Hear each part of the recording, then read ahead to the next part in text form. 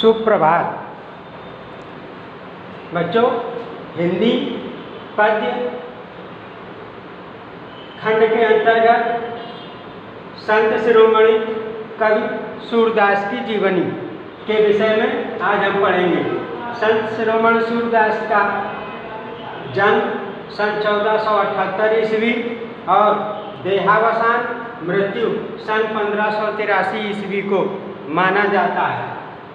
जीवन व्रत, जीवन परिचय या कवि परिचय भी इसको कहते हैं। जीवन व्रत कृष्ण भक्ति शाखा के मूर्धन्यतम अर्थात सर्वश्रेष्ठ वात्सल्य रस सिद्ध कवि सूरदास जी का जन्म आगरा के समीप, आगरा मथुरा राजमार्ग पर रुनकता, ये गांव का नाम है जहाँ पर इनका जन्म हुआ था, रुनकता नामक ग्राम में सन 1478 ईस्वी।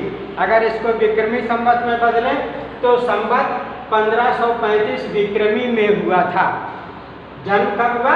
सन 1478 ईस्वी, संवत 1535 विक्रमी में हुआ था।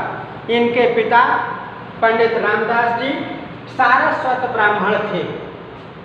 कुछ विद्वान मानते हैं कि इनका जन्म सीही नामक स्थान पर हुआ था, तो कुछ विद्वान सीही को इनका जन्म स्थान मानते हैं। इनके विषय में लोगों के अंदर बहुत भ्रांतियां हैं। ये जन्मांध थे या नहीं? कुछ लोग कहते हैं कि सूरदास जन्मांध थे, कुछ लोग इस बात से सहमत नहीं है, वो मानते हैं कि सूरदास जन्मांध नहीं थे। इस संबंध में विद्वानों में अनेक मत है, मत ऐक्य नहीं है, अर्थात एक मत नहीं है। कुछ लोग कहते हैं ये जन्मांध थे, कुछ लोग कहते हैं जन्मांध नहीं थे। अगर सूरदास जी जन्मांध होते तो जैसा उन्होंने श्री कृष्ण की बाल छवि का वर्णन किया है, ऐसा बिना आँखों से देखे हुए कोई भी व्यक्ति जिसने कभी देखा ही ना हो संसार में कुछ भी, वो कभी भगवान की इस प्रकार की बाकी झांकी का वर्णन कर ही नहीं सकता है। इस तरह के आधार पर कुछ लोग मानते हैं कि ये जन्मांध नहीं थे। संसार की विषय वासनाओं की ओर आकर्षित हुए अपने मन को स्थिर करने के लिए, अपने मन को वश में करने के लिए कुछ का ऐसा मानना है कि सूरदास ने अपने हाथों से अपनी आँखों को फोड़ लिया था। अब क्या सच्चाई है भगवान जाने। तो कुछ लोग कहते हैं कि इन्होंने अपनी आँखों को संसार के विषय भोगों से दूर रहें, क्योंकि जब हम विषय भोगों को देखते हैं तो उनकी ओर आकर्षित होते हैं। ऐसा इनका मानना था, जब देखेंगे ही नहीं तो उनकी ओर हमारा मन खींचेगा नहीं। तो विठलनाथ जी ने इनके विषय में लिखा है, बाहर नयन विहीन जो अंदर नयन विशाल। तो बाहर जिसके आंखें नहीं हैं, लेकिन अंदर जो उनके नेत्र हैं जिससे वो परमात्मा की झांकी का दर्शन करते हैं, वो बहुत विशाल नेत्र हैं। इस प्रकार से महाप्रभु वल्लभाचार्य जी ने इनको दीक्षा दी थी, अर्थात इनके गुरु थे महाप्रभु वल्लभाचार्य जी। वल्लभाचार्य जी ने दीक्षा दी और श्रीनाथ जी के मंदिर में इन्हें कीर्तन करने के लिए नियुक्त कर दिया। वहीं पर ये भगवान श्री कृष्ण की लीलाओं के पद गाते थे और वहीं अपना जीवन यापन करते थे। विठलनाथ जी जो वल्लभाचार्य जी के पुत्र हैं, वल्लभाचार्य जी के पुत्र विठलनाथ जी ने कृष्ण भक्त कवियों की एक सभा गठित की, जिसका नाम अष्टछाप रखा। इस अष्टछाप का मतलब है कृष्ण भक्ति शाखा के 8 श्रेष्ठ कवि, जिसमें सूरदास का नाम सर्वश्रेष्ठ है, सूरदास का नाम सर्वोपरि है। गुरु वंदना का जब इनका अंतिम समय आया तो गुरु वंदना अपने वल्लभाचार्य जी का की चरणों की वंदना करते हुए, गुरु वंदना का यह पद गाते हुए सन 1583 ईस्वी अर्थात संवत 1640 विक्रमी में परसौली नामक स्थान पर, जहाँ पर इन्होंने शरीर त्यागा, परसौली नामक स्थान पर इन्होंने अपना पांच भौतिक शरीर अर्थात ये नश्वर शरीर त्याग दिया और परमात्मा में विलीन हो गए। जो पद गा रहे थे उसके ये कुछ बोल यहाँ लिखे गए हैं, भरोसो दृढ़ इन चरणन केरो। इन चरणों का मेरे अंदर दृढ़ भरोसा, दृढ़ विश्वास है कौन से चरण अब? श्री वल्लभ नख चंद्र छटा बिनु सब जग माझ अंधेरो। श्री वल्लभाचार्य जी के जब तक चरणों की चांदनी हमारे हृदय में नहीं थी तब तक ये संसार हमारे लिए अंधेरा था। अब हमारे हृदय में गुरुपद नख ज्योति विराजमान है, समाहित हो गई है। इसलिए मुझे इस सब संसार में सब जगह परमात्मा ही परमात्मा श्री कृष्ण के दर्शन होते हैं। ये है जीवन परिचय। अब रचनाएं पढ़ेंगे। सूरदास जी की रचनाएं। सूरदास जी द्वारा रचित ग्रंथ निम्न है।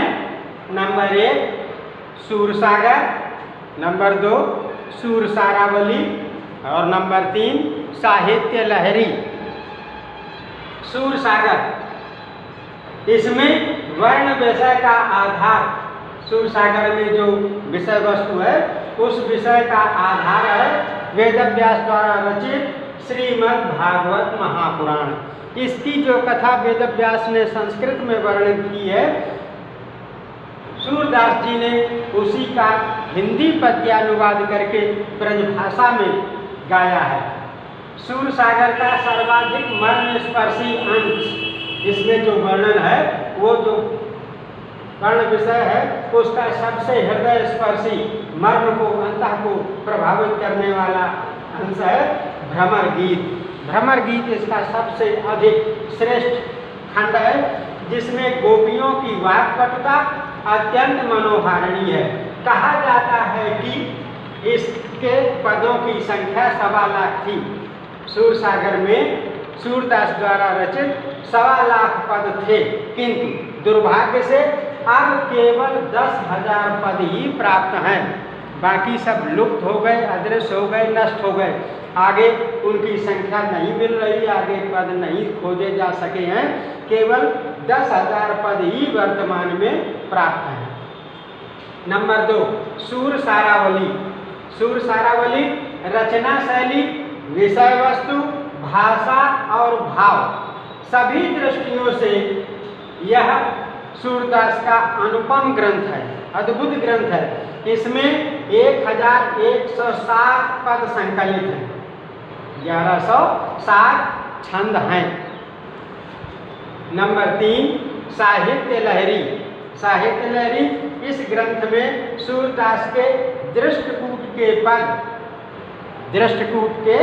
118 पद संकलित हैं। ये सबसे छोटी रचना है, 118 पद हैं।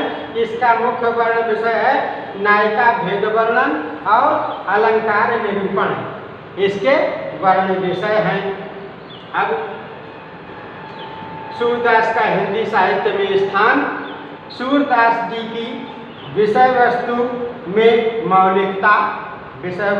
मौलिकता, अपनी नई विषय वस्तु खोज करके लाना। शैली में कलात्मकता एवं प्रौढ़ता है। इनकी जैसी ब्रज भाषा का प्रयोग कोई भी कवि नहीं कर सका। अब बहुत से ब्रज भाषा के कवि हैं, लेकिन जो ब्रज भाषा का साहित्यिक मधुरतम सरलतम रूप कवि सूरदास ने प्रयोग किया है, ऐसा दूसरा कोई कवि ब्रज भाषा को अपने काव्य में समाहित नहीं कर सका है। राधा कृष्ण के प्रेम का चित्रण जो सूरदास ने अपने काव्य में किया है, कृष्ण की बाल लीलाओं का वर्णन जो सूरदास ने अपने काव्य में किया है, इसीलिए ये वात्सल्य रस सिद्ध कवि हो गए हैं। तथा गोपियों की विरह वेदना, जब भगवान श्याम सुंदर गोकुल छोड़ करके मथुरा चले गए तो गोपियों, ग्वाल बालों, गायों, बछड़ों के जो विरह के चित्र सूरदास ने अपने पदों में उकेरे हैं, सजीव लगते हैं। ऐसा हृदय स्पर्शी एवं मार्मिक चित्रण करने में सूरदास जी को पूर्ण सफलता प्राप्त हुई है। सूरदास श्रृंगार रस और वात्सल्य रस, श्रृंगार का संयोग और वियोग दोनों ही भाव, दोनों ही पक्ष सूरदास के काव्य में सर्वोपरि हैं। उसी प्रकार से वात्सल्य रस, जिसको कहते हैं कि गुरु का शिष्य के प्रति प्रेम, माता पिता का अपने संतान के प्रति प्रेम, ये वात्सल्य रस के तो ये कवि सम्राट ही हैं। सूरदास के जैसा श्रृंगार और वात्सल्य रस का वर्णन अन्यत्र किसी कवि की किसी भी रचना में उपलब्ध नहीं होता है। इसलिए ये सूरदास जी श्रृंगार और वात्सल्य रस के कवि सम्राट कहे गए हैं।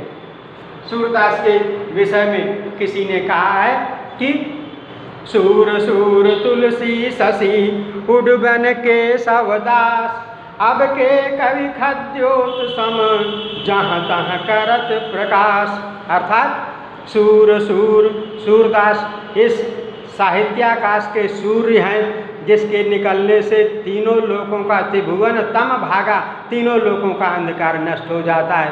तुलसी शशि तुलसीदास इस साहित्याकाश के चंद्रमा हैं जिनके प्रकाश से तीनों लोग शीतलता से भर उठते हैं। सबका मन काम क्रोध मद लोभ से दूर हट करके ईश्वर भक्ति में लीन हो जाता है। वो हैं तुलसीदास जी।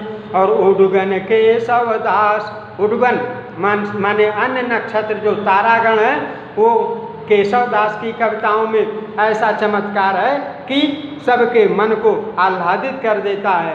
लेकिन आज के जो कवि हैं, अब के कवि खद्योत सम, वर्तमान के कवि खद्योत, खद्योत माने जुगनू, जुगनू जैसा जहाँ तहाँ करत प्रकाश, यहाँ वहाँ थोड़ा बहुत प्रकाश, थोड़ी बहुत रचना करके अपने आप को कवि सिद्ध करना चाहते हैं। इस प्रकार से ये संत शिरोमणि सूरदास का जीवन परिचय संपूर्ण हुआ।